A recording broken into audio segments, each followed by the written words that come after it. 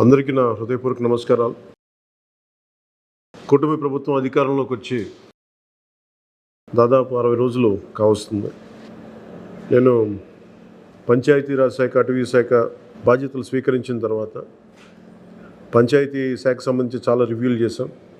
Rural water supply, రోడ్లకు సంబంధించి చాలా రిపోర్ట్స్లో తెలియజేస్తూనే వచ్చాను. ఏ స్థాయిలో నిధులు సరిగ్గా పంపిణీ జరగలేదు, వచ్చినా దాని దుర్వినియోగం జరిగినాయి. ఈ పరిస్థితుల్లో కూటమి ప్రభుత్వం చాలా చిత్తశుద్ధితోటి ఈ పంచాయతీరాజ్ వ్యవస్థని బలోపేతం చేయాలి అని చెప్పి చాలా బలమైన నిర్ణయం తీసుకున్నాం. దాంట్లో భాగంగానే 3 కీలకమైన నిర్ణయాలు తీసుకున్నాం. ఒకటి, ఆగస్టు 15 ఈ జెండా పండుగకి సంబంధించి. 2, మనకి జాతీయ ఉపాధి హామీ పథకానికి సంబంధించి ఒకటే రోజున 13,326 పంచాయతీల్లో గ్రామసభ తీర్మానాలు జరగాలి. ఆ దిశగా అడుగులు వేస్తూ ఉన్నాం. ఈ గ్రామసభ తీర్మానం అంటే ఏంటంటే, జాతీయ ఉపాధి హామీ పథకం ద్వారా వచ్చే కేటాయించిన పనులకు కానీ నిధులకు కానీ ఆ ప్రజాప్రతినిధులు, ఆ ఎమ్మెల్యేలు కానీ, గ్రామ సర్పంచులు కానీ, పంచాయతీ సర్పంచులు కానీ, ఆ పంచాయతీలో ఉన్న ప్రజలు కూడా అందరూ ఏకగ్రీవంగా అంటే ఏ పనులు జరగాలి, జాతీయ ఉపాధి హామీ పథకానికి సంబంధించిన ఆ పనులకి మన గ్రామాల్లో ఏ పనులు జరగాలి, ఏ పనులకి ఆ నిధులు కేటాయించాలి, ఈ దృష్టిలో గ్రామసభ తీర్మానం జరుగుతుంది.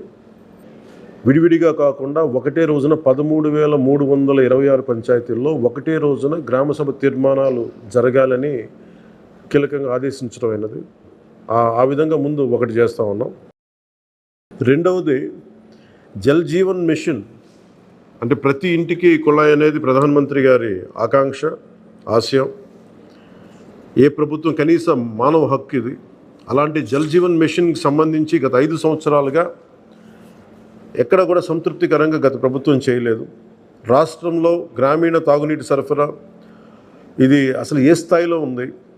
ఉదాహరణకి జల్ జీవన్ మిషన్ కింద ఒక దాదాపు 27,000 కోట్లు ఖర్చు చేయాల్సి వస్తే గత ప్రభుత్వం 4,000 కోట్లే ఖర్చు చేస్తుంది.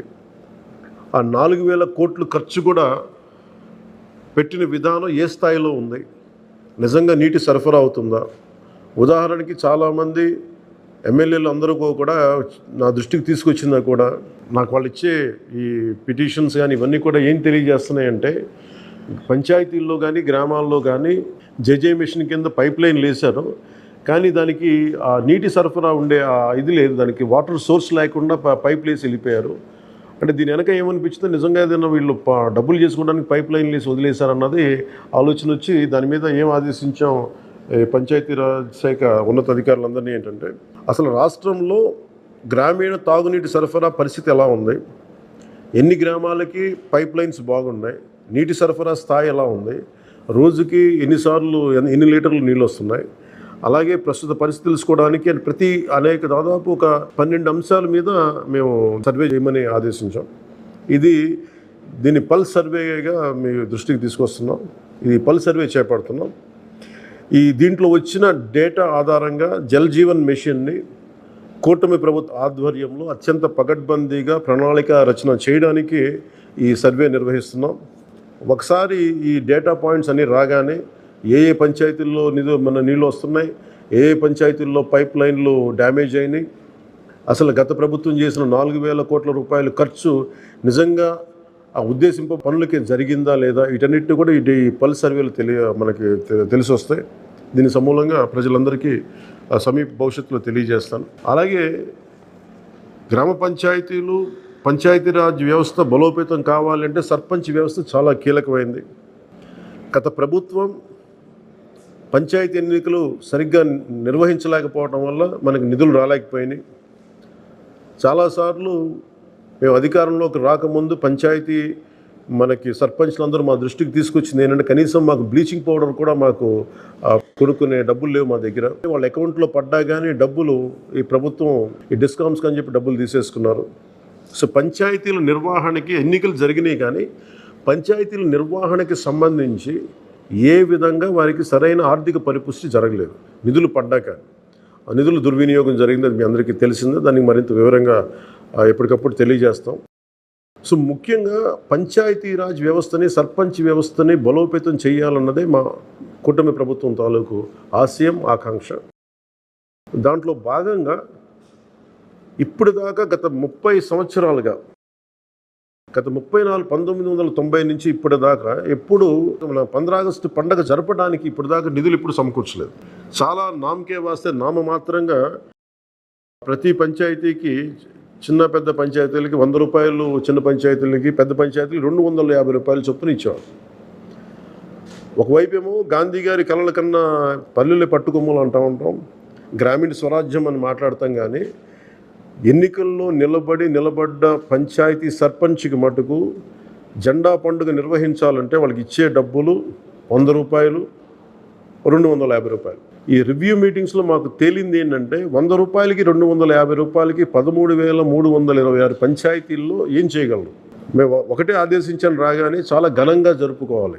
గాంధీ గారి ఈ గ్రామ స్వరాజ్యాన్ని నిజంగా మనం ముందుకు తీసుకెళ్లాలంటే ఆ స్టేట్మెంట్ చాలా బలంగా ఇవ్వాలి. 1994లో ఇచ్చిన జీవో 100 రూపాయలు, 250 రూపాయలు, ఒకటి స్వాతంత్ర దినోత్సవానికి, 2 గణతంత్ర దినోత్సవానికి, వాటిని పెంపొందించేలాగా, వాటిని పెంచేలాగా ఒక కీలకమైన నిర్ణయం తీసుకుంది ఈ కూటమి ప్రభుత్వం.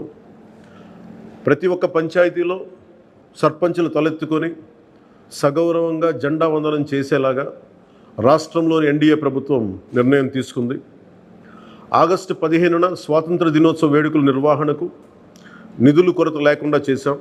చిన్న పంచాయతీలకి 10,000 రూపాయలు, మేజర్ పంచాయతీలకి 25,000 రూపాయల చొప్పున నిధులు సమకూరుస్తున్నాం. దానికోసమని జీవోను కూడా రిలీజ్ చేశాం. దీనిని పంచాయతీ సర్పంచులు దీన్ని పూర్తిగా సద్వినియోగం చేసుకోమని నేను విన్నవించుకుంటా ఉన్నాను.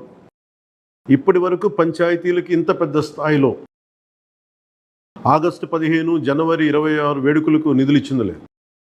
34 సంవత్సరాలుగా 1990 నుంచి ఈ మొత్తం ఇప్పటిదాకా పెంచలేదు. 34 సంవత్సరాలుగా ఈ పండగలకి, జెండా వందనం పండగ కానీ, గణతంత్ర దినోత్సవానికి కానీ 100 రూపాయలు, 200 రూపాయలు చొప్పున ఇచ్చేవాళ్ళు. ఈ మొత్తాన్ని గణనీయంగా పెంచాలని చెప్పి కూటమి ప్రభుత్వం నిర్ణయం తీసుకొని జీవో జారీ చేసింది. 13,326 పంచాయతీల్లో ఘనంగా, గౌరవంగా స్వాతంత్ర దినోత్సవ వేడుకలు సాగాలన్నదే మా కూటమి ప్రభుత్వం ఉద్దేశం.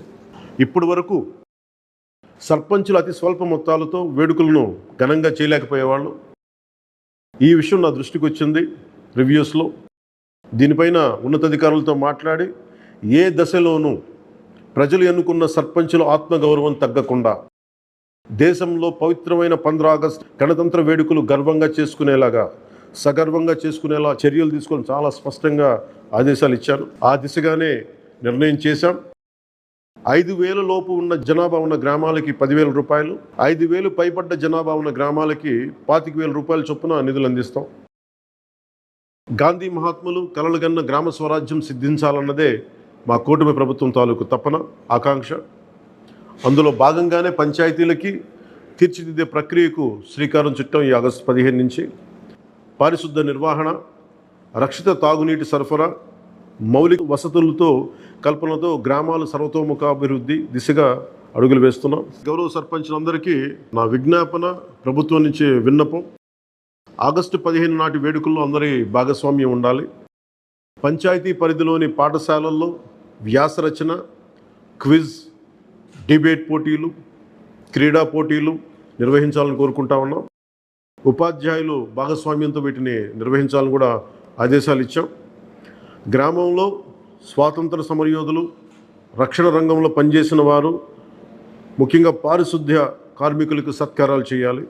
గౌరవ ప్రధానమంత్రి గారు ఇప్పుడు కూడా పారిశుద్ధ్య కార్మికులకి ఏ స్థాయిలో గౌరవించారో అందరికీ తెలిసిందే. రాష్ట్ర ఎన్డీఏ ప్రభుత్వం కూడా ఆ దిశలోనే గౌరవ ముఖ్యమంత్రి శ్రీ నారా చంద్రబాబు గారి ఆధ్వర్యంలో పారిశుద్ధ్య కార్మికులకు అదే గౌరవం ఇవ్వడం జరుగుతుంది. సో ఈ విధంగా మేమందరం బలంగా, చాలా కీలకంగా పనిచేస్తూ ముందుకెళ్తున్నాం. దీని అందరికీ ప్రజలందరూ ఆశీస్సులు కావాలి. సర్పంచ్ వ్యవస్థని, పంచాయతీరాజ్ వ్యవస్థని బలోపేతం చేసే విధంగా ఈ ప్రభుత్వం ఉంటుందని మీ అందరికీ తెలియజేసుకుంటూ, ఒకే ఒక విన్నపం, ఇది పర్యావరణానికి పరిమితులకు లోబడి పర్యావరణ పరిరక్షించేలా ఈ పండుగ ఉండాలి. ప్లాస్టిక్ వాడటం కంటే కూడా జెండాలకి ఆల్టర్నేట్గా మన ముఖ్యంగా మన చేనేత జెండాలు ఏదైనా వాడండి. అలాగే ఇప్పుడు నేను పెట్టుకుంది కూడా పర్యావరణానికి హాని కలిగించింది ఇది. దీంట్లో సీడ్ ఉంటుంది, దీంట్లో ప్లాంట్ అని చెప్పి ఒక సంస్థ ఏదో ఉంది, వాళ్ళు ఇచ్చింది. మేము ఈ స్థాయిలో మీకు దొరికినంత దాంట్లో పర్యావరణాన్ని పరిరక్షించేలాగా ప్లాస్టిక్ మన జెండా పండుగ అని చెప్పి ప్లాస్టిక్ అంతా రోడ్ల మీద పడేస్తాం. అలా కాకుండా చాలా బాధ్యత తొందరగా జరుపుకోవాలి అని తెలియజేసుకుంటూ సెలవు తీసుకున్నాను. జై హింద్.